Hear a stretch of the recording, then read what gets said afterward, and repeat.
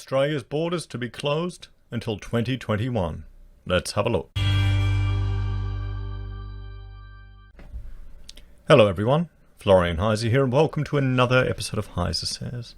I've given up the stein of coffee for the moment. I've switched to my hashtag not sponsored $1 7-Eleven coffee. I can't beat them anymore, to be honest. I can't go to a normal coffee shop and help stimulate the economy because I can't pay $5 for a coffee anymore, everyone. It's ruined me. It's ruined me.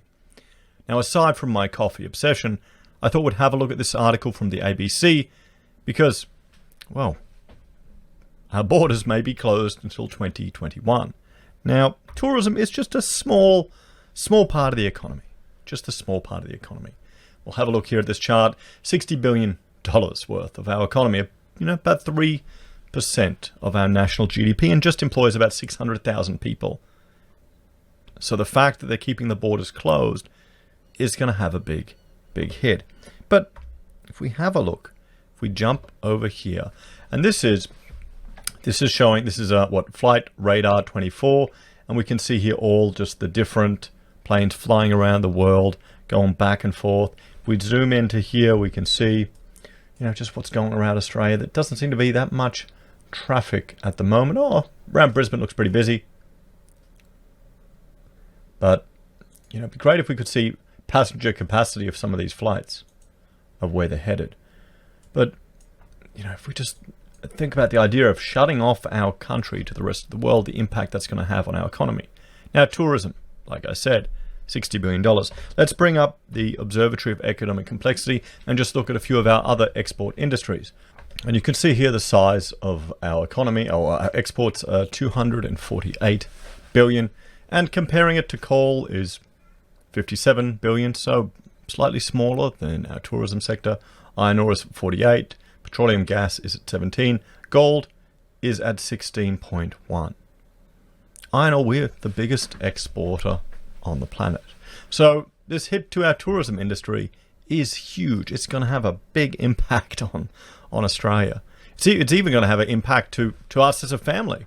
Rachel's sister works at Brisbane Airport, and part of it is she's moved in with us to save money, but that's going to affect her job prospects. How many people are holding on with JobKeeper, working in these industries, thinking it's going to flip back on when it doesn't look like it? Australians hoping for an overseas holiday have had their hopes dashed, with the tourism minister saying the nation's borders is likely to stay closed until next year. Simon Birmingham said the decision to shut the border was one of the main reasons for Australia's success in suppressing the pandemic, and it would not be lifted for general travel anytime soon. I do sadly think that in terms of open tourist-related travel into or out of Australia, that remains quite some distance off, Senator Birmingham told the National Press Club. Just because of the practicalities of the volume that are involved and the need for us to first and foremost keep putting health first. So it looks like we're going to be stuck with closed borders and a tourism industry that's pretty much going to be under lockdown, at least from international tourism, for a while. And here's the thing, will domestic tourism grow to such a point that it'll meet that demand? I can't see it happening. Not with consumer confidence the way it is. Not with people at risk of losing their jobs and wanting to just keep everything going. People are going to cut back on their spending left, right, and centre. What about all this talk of a trans-Tasman bubble? Okay, sure, the Kiwis, they're in much the same mess we are. The federal government is working on a couple of exceptions to Australia's border closure, including allowing travel between Australia and New Zealand. Talks between the two nations are underway, and an expert panel has submitted a report to both governments on how it might work. There is still no time frame on when it might happen, though, with New Zealand's foreign minister warning the plans are being held up by state border closures in Australia. Some international students will be let back into the country to study from next month as part of pre-approved pilot programs, and Senator Birmingham has suggested some business travel may also be opened up.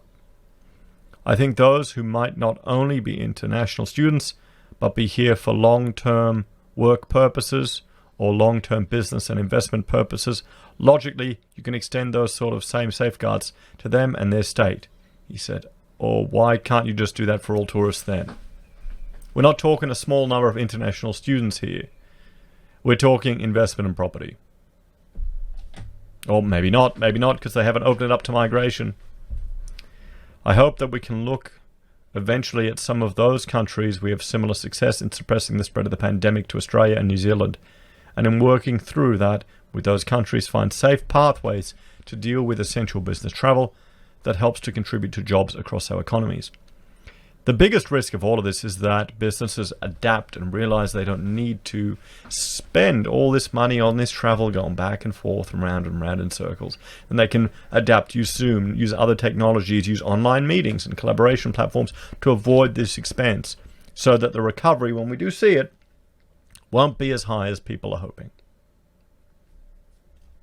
Won't be as high. So where can I take a holiday? Australians spent more than $65 billion on overseas holidays last year, and the government wants some of that money spent domestically instead. In fact, Senator Birmingham said people who can afford it should feel an almost patriotic duty to support local businesses by taking a holiday in Australia. But currently, travel options at the moment depend on where you live. There are no border restrictions in either New South Wales, Victoria, or the ACT. South Australia has opened its border to Western Australia, the Northern Territory, and Tasmania, with others to be welcomed from July 20th. Mandatory hotel quarantine has been adopted in the Northern Territory, while Tasmania's border closure will be revisited early next month. Queensland has been working towards a July reopening, although Premier Anastasia Palaszczuk has warned restrictions won't be lifted if there's active transmission interstate. Why don't they just allow the Gold Coast and Brisbane to open? Or well, how about here's an idea. Let's just put Anastasia in her suburb, over there near the airport. She can sit there, and remote in. We'll put a big wall around her house, and everyone else can move from the border, but she'll be safe. What do you think? What do you think about that idea? While in WA, Premier Mark McGowan is standing firm on his decision to keep the border closed until it's healthy and safe to open again. The federal government has been ramping up pressure on the states to reopen and will intervene in 3 court challenges against the closures in WA and Queensland, with Attorney General Christian Porter saying the Commonwealth will argue the restrictions are unconstitutional. Well, this will be good. I hope it goes to court. I hope the states win, and I hope the premiers just get slapped. I hope the premier here in Queensland suffers at the next election due to these border closures. Because I know, the borders have been closed, but people have been going through to just get a permit. You just need to get permission from the state. It's crazy. I mean, look at Queensland, New South Wales, Victoria. We've got 0 reported cases, days. Okay, days since sorry, I got that wrong.